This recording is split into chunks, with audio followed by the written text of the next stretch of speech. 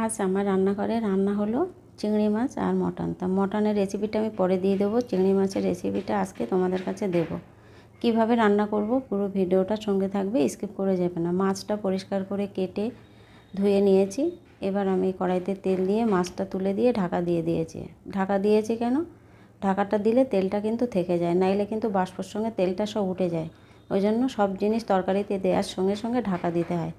এবার পরিমাণ মতো একটু লবণ আর হলুদ দিয়ে দিলাম, দিয়ে বেশ মাছটা ভেজে নামিয়ে নেব। এবার মাছটা তুলে নিয়ে ওই কড়ার মধ্যে একটু তেল দিয়ে শুকনো লঙ্কা জিরে ফোড়ন দিয়েছিলাম, কিন্তু জিরেটা পরে দিয়েছি, আগে দিতে মনে ছিল না।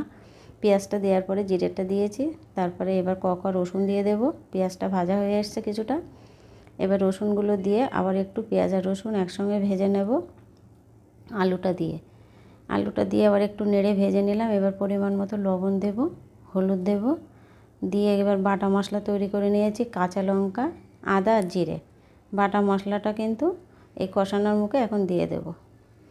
দিয়ে এবার একটু অল্প জল দিয়ে দেব, দিয়ে বেশ ভালো করে মশলাটা কষতে থাকতে হবে আস্তে আস্তে নরম জালে।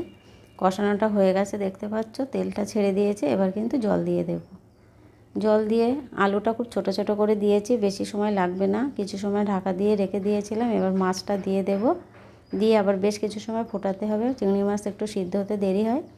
এবার মাছটা দিয়ে আবার বেশ কিছু সময় ফুটিয়ে নেব।